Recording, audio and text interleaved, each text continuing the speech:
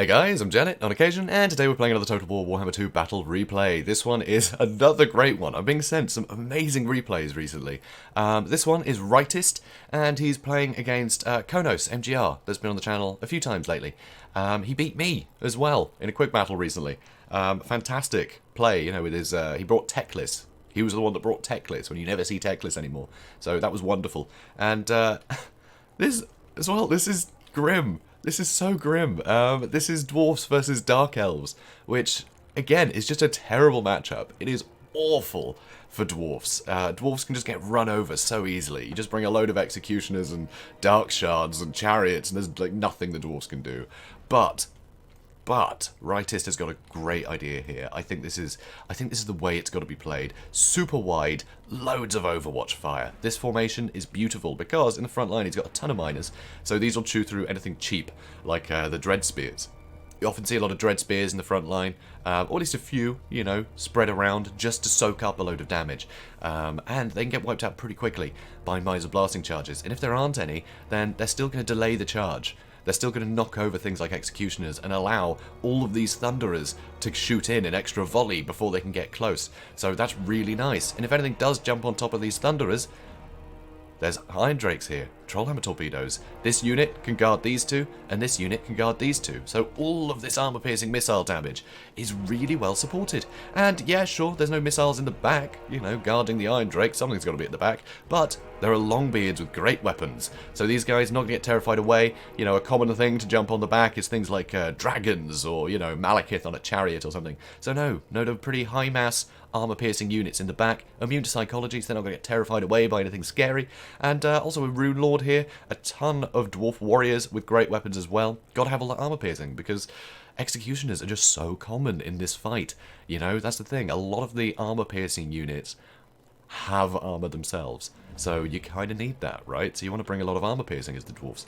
But this, just super wide, you know, he's got some ways to control the battlefield with that Runewrath and Ruin, but generally this Runelord is dirt cheap, so it allows you to go super wide. Because the thing is, you know, Executioners, I know I keep going on about them, but they tend to be the biggest threat here, you know? They're not that quick. They'd have to travel so far to get from one unit to the next. They're going to take so much damage as they do so. Obviously, you know, it's probably not just be one unit running through. I say that. We haven't looked at the other army yet. There's some Dark Riders. I'm not sure why they're charging in so early, but they're getting a little charge onto these Dwarf Warriors. And, yeah, they're going to get chased off pretty quickly. But anyway, over here, Shades. Shades are a real problem. The fact that they can't be spotted, you know, they're hidden, right? They're hidden. They have stalk. So they can approach, and they're only really going to get spotted when they fire. And so it means you can just pick a target, nuke it, before they can react. So things like the Thunderers be great, you know, for firing back at them. But if they take a volley before they can turn around, they're probably going to take a second volley before they fire back. They're going to be really hurt. They're going to lose a lot of their effectiveness by the time they get to actually react. So Shades, I think, are a really good pick. Very cool indeed, and just terrifying. And over here, Sisters of Slaughter. You just go with a load of Sisters of Slaughter. Look at that, 3 units. One of them going to go hide in these trees. Crazy to see Sister Slaughter in this matchup. I think they're really good, though. And they kind of work well with Morathi here, because Morathi has Soul Blight, so she can lower armor. So it is going to let these guys do more damage. But they have crazy high melee defense, and Dwarfs do not have great melee attack. So just hitting these women is going to be impossible, right? Dwarfs are too honourable to hit these women, even if they are, you know, callous, horrible, terrible women. That murder people often. Anyway, terrible, right? This is load of armor piercing. Load of armor piercing here. No armor to react to. So they're just, if they brought the non-AP variants, they'd be doing more weapon damage. They'd have better stats generally. That's the trade-off, you know. If you're getting armor piercing for a similar price, it's because you're missing out on something else. And that something else would be great for dealing with the Sister Slaughter. So that's very scary. 2 Reaper Bolt Throwers, great for counter-artillery, but there's no real artillery. I think just put these guys on single shot and have them shoot at Iron Drakes is probably the best way to get value, because I think those Iron Drakes, huge burst damage, a lot of armor at 125. It's tough to kill them. There is 1 unit of Executioners, and of course there are some Dread Spears, you know, with the silver shields, soak up some fire, very handy. And, you know, the Dark Shards, crazy good armor piercing, very scary. 1 with shields, 1 without. I guess just the 1 without, a bit cheaper, so he's able to squeeze it into the army. But yeah, very scary indeed. Also, Morathi, she does have armor piercing, but also anti-large she's paying for. But the anti-large can help. can help a lot, because Runelords are very popular on the Anvil of Doom, so if she can get on top of them, that anti-large bonus will help. But this Runelord, he's not even on an Anvil of Doom. He's basically naked. So she's not going to get that anti-large bonus. So, speeding things up. You know, I should have sped things up more. I'm going to speed things up more. Yeah, I'm going to speed things up more. Because there's a lot of posturing. Anyway, Dark Riders coming back into the fight. But of course, they're just going to get shot at. They're going to take huge, huge casualties from those guys. And now, seeing that the whole army is just over here, he's going to reposition off to this side, which makes a lot of sense. So, we'll go to normal speed now. You can see here the Shades did get a volley off, and the Reaper Bolt throwers are all focusing down these Thunderers. And yeah, it's still 59 of them, which is good. You know, there's only 60 in a full unit, so they've lost a lot of health, but they're still pretty effective. Oh, okay, no, they've lost 2 models. They're still very effective. And here, miners are blasting charges. Those blasting charges will do great against any of these units. The blasting charges will do better against the Sisters of Slaughter than they would Hargneth Executioners. They'll actually get some good damage in, because these guys just don't have the armor, you know, to shrug off an explosion. So, yeah, not ideal. So these Shades, they're taking a bit of damage, but barely. It's quite a difficult shot, that one. Quite difficult, you know, down a hill and through trees. It's, yeah, it's a bit awkward. Bit awkward. So, the Shades, though, they've got a nice firing arc. So they're going to shoot a little bit more at their leisure, which is tough. So these miners, they're getting very, very hurt very, very quickly. And over here, you can see the Dark Shards. They have actually been hit by Master Rune of Wrath and Ruin to help whittle them down. If their health can go down, it means just one shot hits something, it's going to kill them, right? So you want to be able to get that damage in. These ones don't have shields, so they're a juicier target, so they're taking a lot of punishment. So that's very nice. And yeah, everything's starting to line up. Everything's trying to find position. A load of units are being moved around the back to try and help screen these Shades. But I mean, Dwarf Warriors are great weapons and Longbeards are great weapons. Both very good targets for the Shades, because they don't have any shields. That's the thing, if you had Longbeards, the normal ones, they do better against the Sisters of Slaughter, and they shrug off more missile damage because they have shields. So here's Sisters of Slaughter running straight down the pipe. So these Iron Drakes are getting a bit caught out. But of course they do have a ton of armor.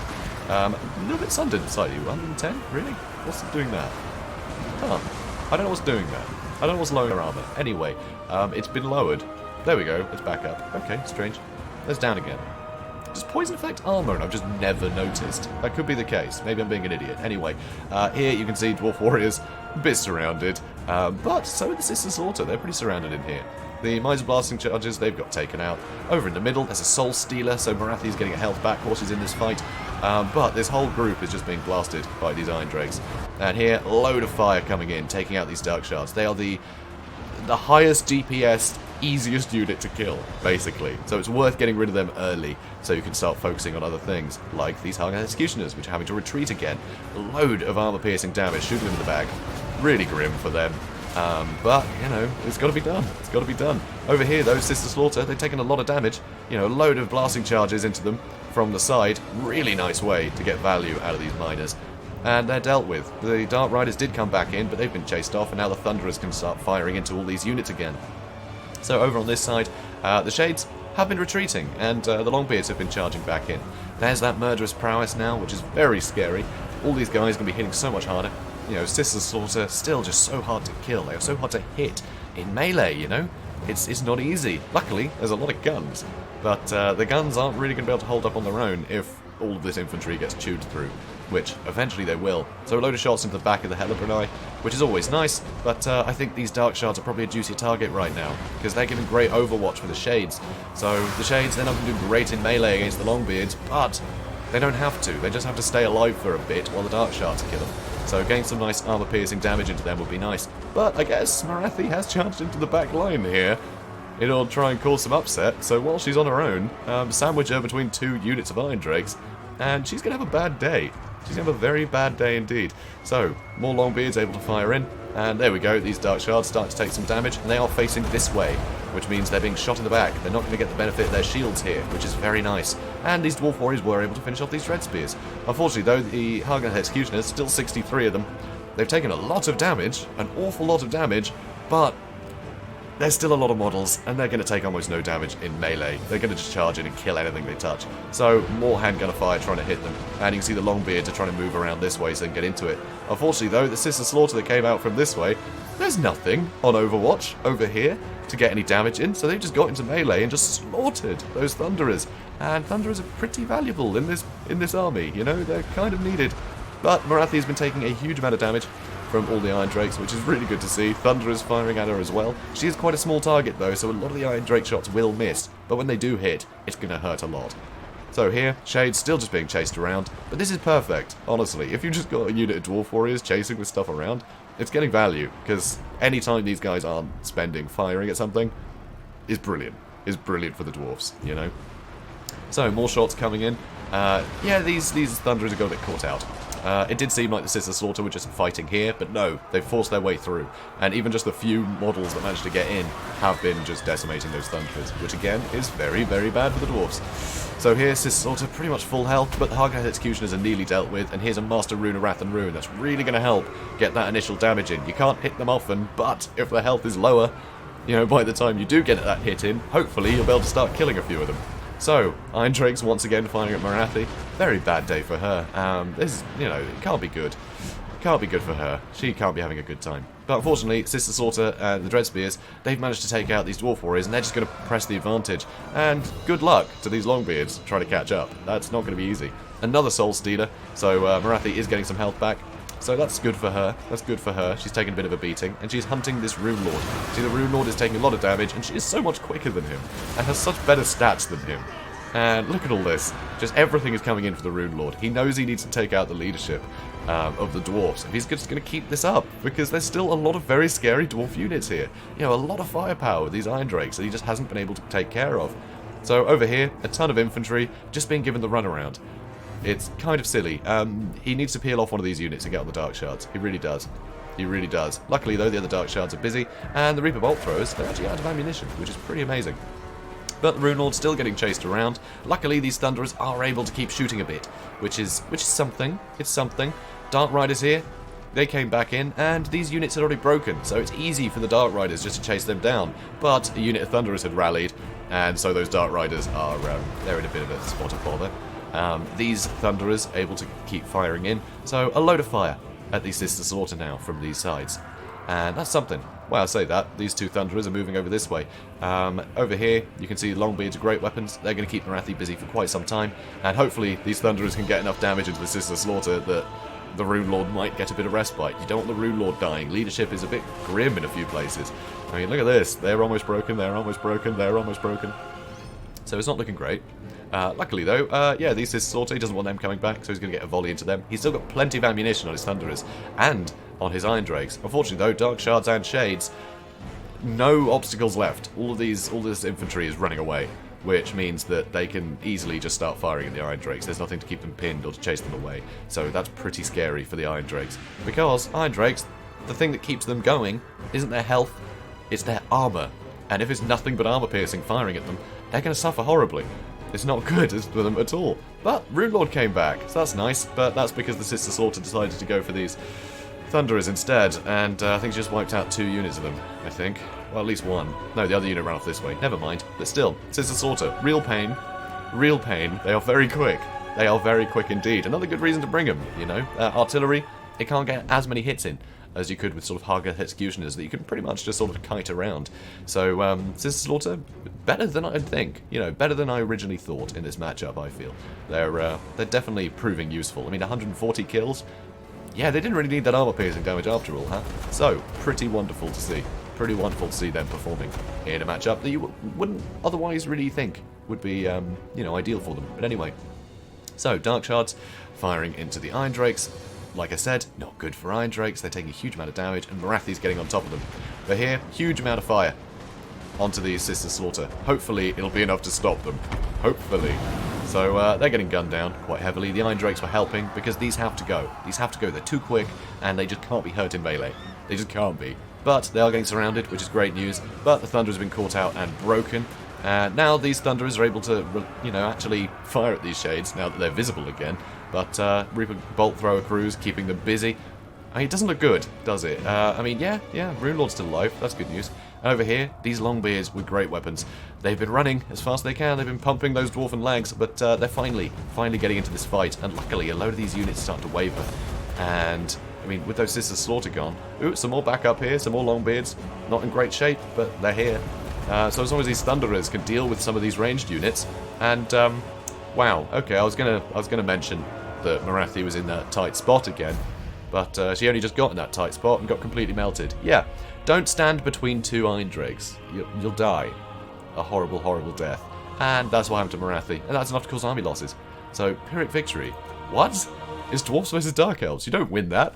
Unbelievable. So, I've been sent so many of these things where I'm just like, no, I know who's going to win just from the matchup. It's easy, you know, all things equal. But no, Rightist came in here with a real surprise build. I don't think Konos MGR was expecting that at all. Oh, also, I know how to pronounce his name now. It's Konos MGR. Yeah, he told me. You just say the last bits as the letters. It's, yeah. I feel they should be in all caps if that's the case. Just, you know, heads up. But anyway, Konos MGR. But yeah, crazy fight.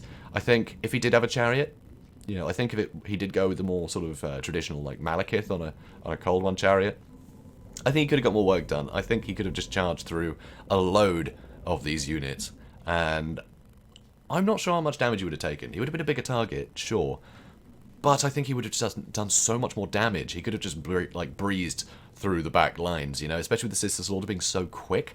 They could have really just got stuck in between the gaps, got on top of a load of Thunderers, while he just had, you know, sort of the Dread Spears, you know, running straight at the miners, because who cares, right? They'll just keep them busy for a long time.